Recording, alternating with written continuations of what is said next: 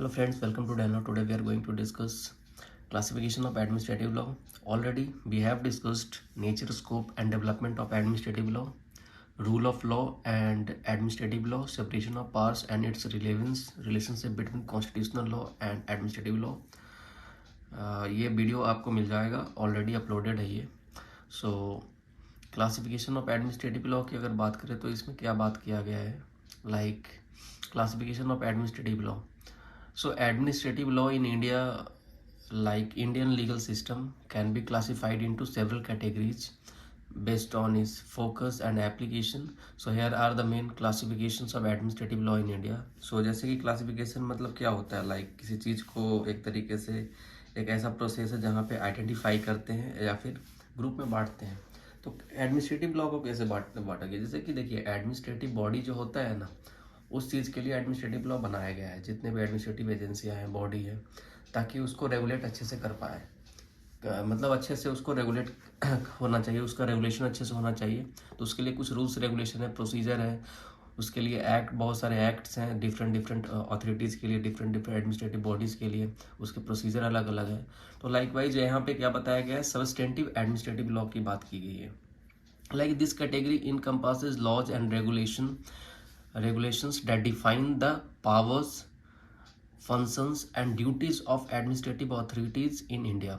So it includes statutes and rules that governs specific administrative agencies such as the Reserve Bank of India Act 1934, which outlines the functions and powers of the Reserve Bank of India. As we know that like Reserve Bank of India की अगर बात करें तो ये भी एक तरीके से एडमिनिस्ट्रेटिव बॉडी है, इसमें भी लोग काम कर रहे हैं.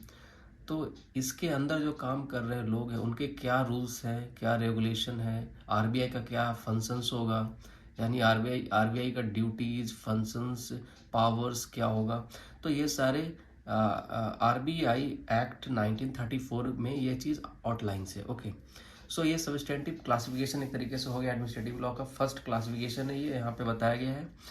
Now come to the second one is like procedural administrative law. So what is the procedural administrative law, ये भी एक तरीके से क्लासिफिकेशन है. This is also classification. Like procedural administrative law deals with the rules and regulations governing the procedure followed by the administrative agencies in making decisions and conducting inquiries and taking actions. देखिए procedure में क्या होता है, rules. Substantive administrative law में तो क्या है कि रूल्स, जैसे आरबीआई एक्ट है तो आरबीआई एक्ट में रूल्स रेगुलेशन लिखा हुआ है.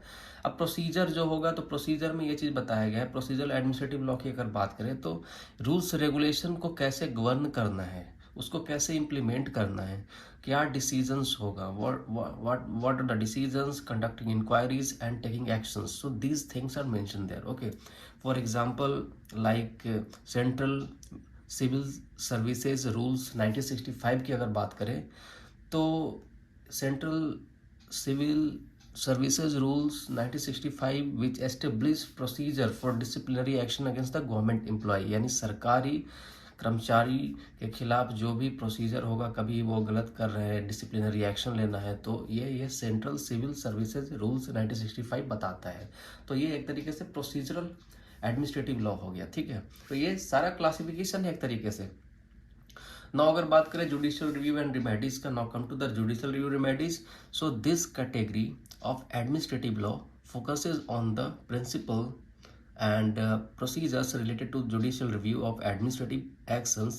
So it includes like mechanism through which individual can challenge the legality and fairness of administrative decisions, such as filing writ petitions in high courts or Supreme Court, either High Court or in Supreme Court under Article 226 and 32 of the Indian Constitution. As you know कि जीट petition या फिर बात करें remedies का, तो जाहिर सी बात है कि अगर कोई judicial body, sorry not judicial body, अगर कोई एडमिनिस्ट्रेटिव बॉडी है तो एडमिनिस्ट्रेटिव बॉडी ने कोई एक्शन लिया है जो कि एक हो सकता है कि वो एक्शन सही नहीं है, तो उसके अगेंस्ट भी हम जा सकते हैं, और उसके लिए हम हाई कोर्ट भी जा सकते हैं, सुप्रीम कोर्ट भी जा सकते हैं। हाई कोर्ट अगर कोई लीगल एक्शन, अगर कोई लीगल राइट की वायलेशन हुई है उस एडमिनिस्ट्रेटिव बॉडी से, सो उसके लिए we can go to the high court, okay. और अगर फंडामेंटल राइट की वायलेशन है तो डायरेक्टली सुप्रीम कोर्ट भी जा सकते हैं। लीगल राइट का भी है तो सुप्रीम कोर्ट जाएंगे, लेकिन फर्स्ट प्रोसेस जो है high court and after that supreme court under article 226 and 32। Now come to tribunals and like alternative dispute resolution. As we know that कि ये भी एक तरीके से पार्ट है। Administrative law in India also encompasses the establishment and functioning of administrative tribunals, like these tribunals provide an alternative form for resolving disputes, as you know ADR, like जैसे कि बहुत सारे ऐसे सेक्टर्स हैं, like many sectors like such as like tax, labour, administrative law, labour tribunal लगा है labour law के लिए, लेबर कोर्ट बना हुआ है। टैक्स के बारे में अगर बात करें, सो एडमिनिस्ट्रेटिव लॉ का भी अपना है, इट सेल्फ है। So the administrative tribunal act 1985 जो कि गवर्न्स करता है, क्रिएट करता है ये ट्रिब्यूनल्स के बारे में, जो फंक्शंस कैसे इसका होगा। सो एक ये भी एक तरीके से क्लासिफिकेशन है। Now come to the next one, like constitutional administrative law, ये भी क्लासिफिकेशन है कॉन्स्टिट्यूशनल लॉ का। अब कॉन्स्टिट्यूशनल एडमिनिस्ट्रेटिव लॉ की अगर बात करें, सो this category involves the interpretation and application of constitutional provisions that have a bearing administrative action, so it includes issues related to the fundamental rights, okay।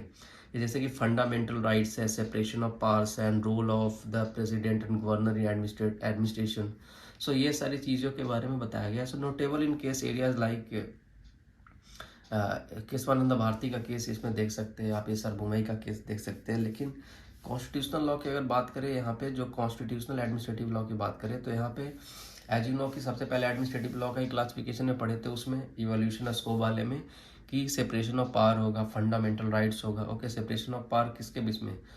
Judiciary, executive, legislature के बीच में, as you know. तो ये सारे administrative bodies, सबका administrative body अलग अलग है, और ये सारे क्या है कि एक तरीके से इन्वॉल्व होता है कि जो कि कॉन्स्टिट्यूशनल प्रोविज़न, जो भी एडमिनिस्ट्रेटिव एक्शन लिया जाएगा वो कॉन्स्टिट्यूशनल प्रोविजन के दायरे में रहेगा, उसके अगेंस्ट नहीं जाएगा, एज यू नो। जो भी चीज़ है ब्रीफ में इसको पढ़ना, ज़्यादा क्लासिफिकेशन के बारे में उतना डिटेल में पढ़ना नहीं है। हालांकि ये ऑलरेडी आपको मिल जाएगा लेक्चर, बहुत सारा इसमें ऑलरेडी डिस्कस्ड है। सो इंटरनेशनल एडमिनिस्ट्रेटिव लॉ की अगर बात करें तो ये भी एक तरीके से क्लासिफिकेशन है। So what is the international administrative law? So with India's involvement in international treaties and agreements, administrative law also covers issues related to the implementation and enforcement of international obligations. So it includes matters such as extradition, trade, environmental treaties। as you know extradition law अलग होता है, trade, environmental treaties के बारे में बात करें, सो ये सारी चीज़ें हैं जो भी एक तरीके से इंटरनेशनल एडमिनिस्ट्रेटिव लॉ के बारे में ही बात करता है। Now come to the environmental administrative law.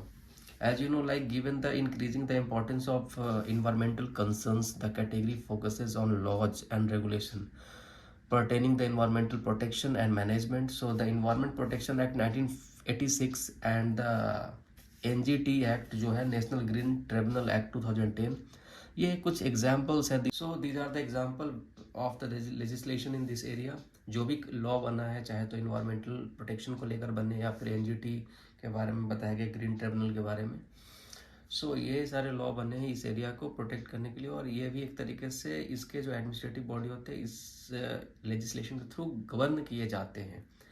ये भी एक क्लासिफिकेशन है। Now come to tax and revenue administrative law. अब टैक्स रेवेन्यू बॉडी में भी, अब इसमें भी जैसे income tax act 1961, custom act 1962, इसमें भी एप्लीकेबल होता है, ये सारे लेजिस्लेशन है। So administrative law extend to the administration and collection of taxes, custom duties and other revenue related matters like the Income Tax Act 1961 and Custom Act 1962. Now come to the public international law. So this involves the application of international law principles in the Indian context such as treaties and conventions. So administrative law plays a role in ensuring compliance with India's international obligations, okay। जो भी चीज़ है public international law का, इसके लिए भी कुछ treaties होता है, कन्वेंशंस होता है, एक टू और मोर देन टू नेशंस के बीच में, सॉवरेंस के बीच में जो ट्रीटीज़ होते हैं उसके बारे में बताया गया है। वो एक तरीके से ये भी काम करता है। So these are the classification. So next lecture we will discuss the next unit, like unit 2, legislative functions. So thank you so much.